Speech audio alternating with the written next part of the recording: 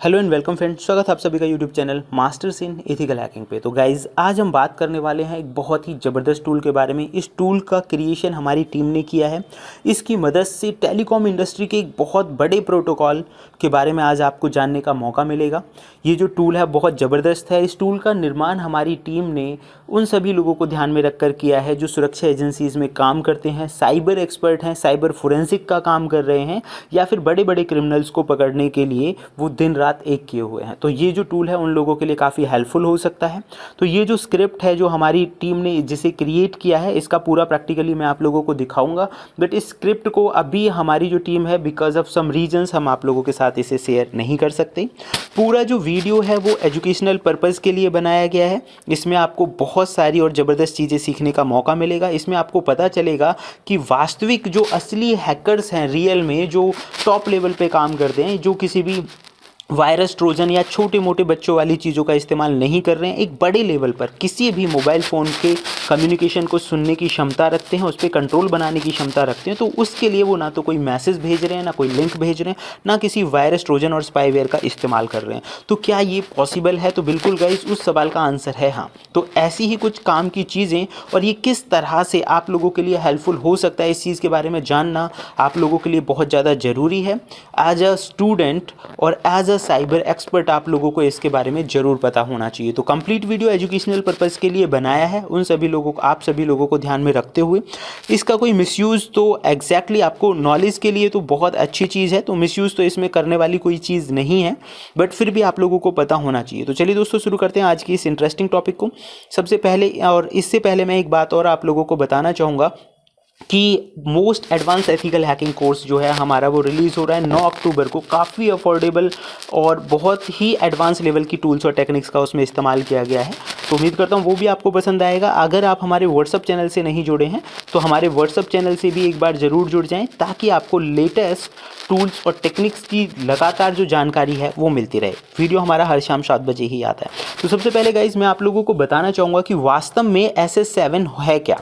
Guys देखिए, SS7 का पूरा नाम है सिग्नलिंग सिस्टम 7। सिग्नलिंग सिस्टम 7 एक प्रोटोकॉल का सेट है जिसका इस्तेमाल किया जाता है कम्युनिकेशन को सेटअप करने के लिए टेलीफोन नेटवर्क्स में। उदाहरण के तौर पे मान लीजिए, अगर आप किसी व्यक्ति को फ़ोन कॉल कर रहे हैं और वो फ़ोन कॉल रिसीव कर रहा है, डिस्कनेक्ट कर रहा है, आपसे सिक्योर वे में कम्युनिकेट कर पा रहा है, तो उसका कारण है SS7। यानी SS7 की मदद से ही ये पॉसिबल हो पा रहा है। दूसरी बात, कॉल करना, SMS करना, दूसरी सर्विसेज हुई जैसे कि मोबाइल डेटा हुआ, लोकेशन शेयरिंग हुई, वो सारा काम जो हैंडल करने का काम है वो टेलीफोन इंडस्ट्री में SS7 जैसे प्रोटोकॉल करते हैं। तो ये मतलब बहुत ज़बरदस्त चीज़ हुई। इवन जब आप रोमिंग एरियाज़ में होते हैं और तभी भी आपके नेटवर्क सही ढंग से काम कर रहे होते हैं, तो उसके लिए भी बहुत ज़बरदस्त जो प्रोटोकॉल काम कर रहा है वो SS7 ही है। तो आप समझ गए होंगे कि SS7 कितना ज़रूरी है आज की डेट में कम्युनिकेशन करने के लिए।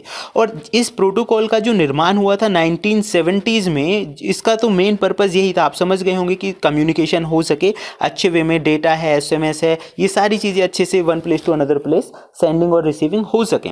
ठीक है, लेकिन जो सिक्योरिटी कंसर्न इसका शुरू से ही बना हुआ है और टाइम टू टाइम SS7 के अंदर पिछले कुछ समय में भी काफ़ी कमियाँ यानी कि वल्नरेबिलिटीज़ और बग मिली हैं, जिसका फ़ायदा ज़्यादातर लोग उठाते हैं। यानी कि ज़्यादातर लोगों से मतलब है हैकर्स लोग जो उठाते हैं।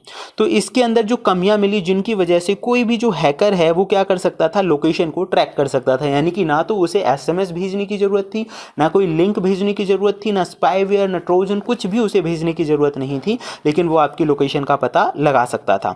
दूसरा है, कॉल और SMS को भी इंटरसेप्ट कर सकता था। अगर कोई भी हैकर ऐसा करने में सक्षम है कि वो आपकी कॉल और SMS को इंटरसेप्ट कर पा रहा है, तो ये अपने आप में बहुत बड़ी प्रॉब्लम वाली चीज़ है।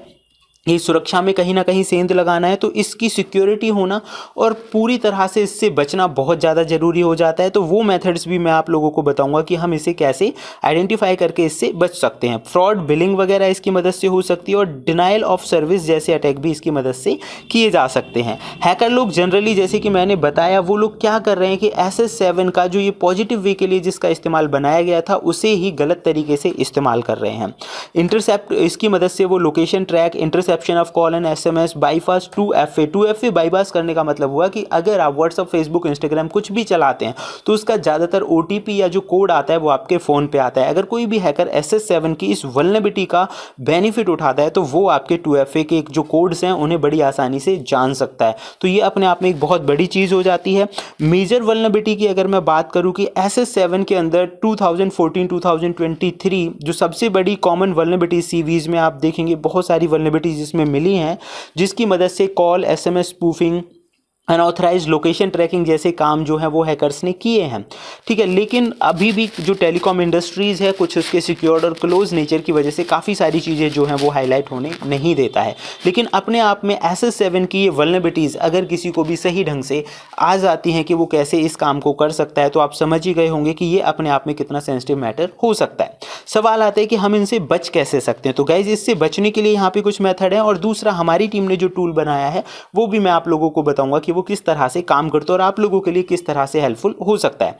तो सबसे पहले आप इनक्रिप्टेड मैसेजेस का इस्तेमाल करें, यानी कि प्लेन टेक्स्ट मैसेजेस भेजने की बजाय अगर आप व्हाट्सएप जैसा या सिग्नल जैसा कोई भी प्लेटफॉर्म यूज कर रहे हैं तो आपके मैसेजेस को SS7 की कमी से इंटरसेप्ट नहीं किया जा सकता। ऐसे ही 2 फैक्टर ऑथेंटिकेशन अप्लाई करके भी आप अपने आप को बचा सकते हैं इस तरह की चीज़ों से।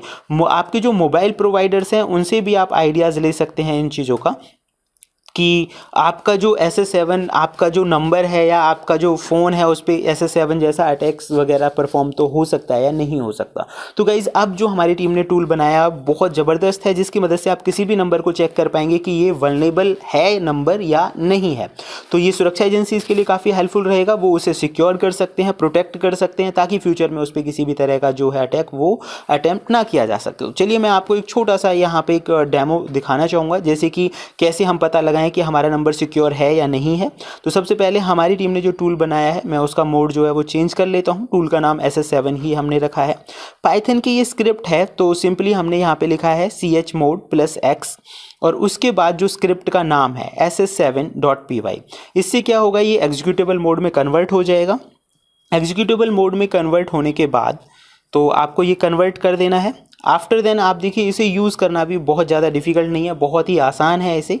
तो मैं आपको दिखा देता हूँ, मतलब बहुत ही सिंपल है। अभी तो ये वर्किंग फेस में है, मतलब कंप्लीट नहीं हुआ है टूल का निर्माण, लेकिन कितना इफेक्टिवली काम कर रहा है ये आप देखकर ही समझ जाएंगे। तो देखिए गाइस, जैसे कि मैंने यहाँ पे लिखा है पाइथन, और क्योंकि पाइथन का टूल है तो ये स्टार्टिंग जो है इसकी पाइथन से ही होगी। आपके कंप्यूटर में पाइथन 3 यानी पाइथन का लेटेस्ट वर्जन होना चाहिए। इस टूल की रिक्वायरमेंट बस इतनी है। और एक है API, अगर टेलीकॉम इंडस्ट्री की APIs आपके पास हैं, आप एक जेन्युइन वे में काम कर रहे हैं तो ये आपके लिए हेल्पफुल हो सकता है। दूसरा देखिए यहाँ पे आपको जस्ट फ़ोन नंबर जैसे आप चेक करना चाहते हैं, मान लीजिए मैं अपना नंबर चेक कर रहा हूँ कि कहीं ये वल्नरेबल तो नहीं है, तो मैं अपना नंबर डाल के यहाँ पे चेक कर सकता हूँ। ये देखिए कुछ ही समय में ये हमें बता देगा कि आपका मेरा जो नंबर है वो वल्नरेबल है या नहीं है।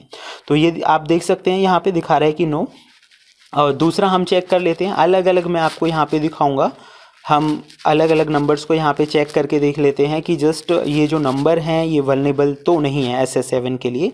तो ये टूल कितना इफेक्टिव आप समझ ही गए होंगे कि टूल की मदद से हम ये जो कमी है, कोई भी जो नंबर है उसमें ये कमी एग्जिस्ट करती है या नहीं, ये हम पता लगा पाएंगे। तो गाइज आप यहाँ पे देख सकते हैं ये हमें दिखा रहा है नो SS7 वल्नरेबिलिटी फाउंड, यानी जो नंबर दिया है उसमें SS7 की वल्नरेबिलिटी नहीं है।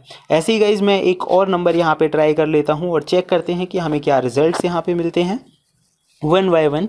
तो बड़ा इजीली ही, कोई ज़्यादा टाइमिंग इसमें नहीं लग रहा है, जस्ट आपको नंबर डालना है और रिजल्ट्स आपके सामने होंगे। जैसे कि देखिए इस नंबर के अंदर आप यहाँ पे देखें तो एक वल्नरेबिलिटी हमें दिखा रहा है कि भाई ये जो नंबर है इसमें SMS इंटरसेप्शन जैसा जो SS7 की वल्नरेबिलिटी है वो एग्जिस्ट करती है।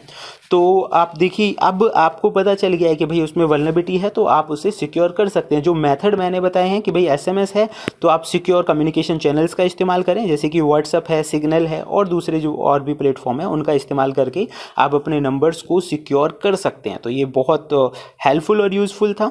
आप देख ही रहे होंगे कि अगर कोई भी चीज़ वल्नरेबल है तो भी हमें पता चल रहा है, नहीं है तो भी हमें पता चल रहा है। तो ये सुरक्षा एजेंसीज़ के लिए ये काफ़ी ज़बरदस्त टूल हो सकता है। इसकी स्क्रिप्ट जल्दी ही हम लॉन्च करेंगे, जो कि पब्लिकली नहीं होगी, प्राइवेटली जो सुरक्षा एजेंसीज़ में काम करते हैं उन लोगों के लिए काफ़ी हेल्पफुल हो सकती है। तो हमारे व्हाट्सअप चैनल से जुड़ के आपको ये जो स्क्रिप्ट है वो हम प्रोवाइड करा देंगे। तो गाइस फिलहाल इस वीडियो में सिर्फ इतना ही। अगर आप चाहते हैं कि ऐसी ही ज़बरदस्त वीडियोज़ मैं आप लोगों के लिए लेकर आता रहूँ तो देखते रहिए YouTube channel masters in ethical hacking. Thank you friends, good bye.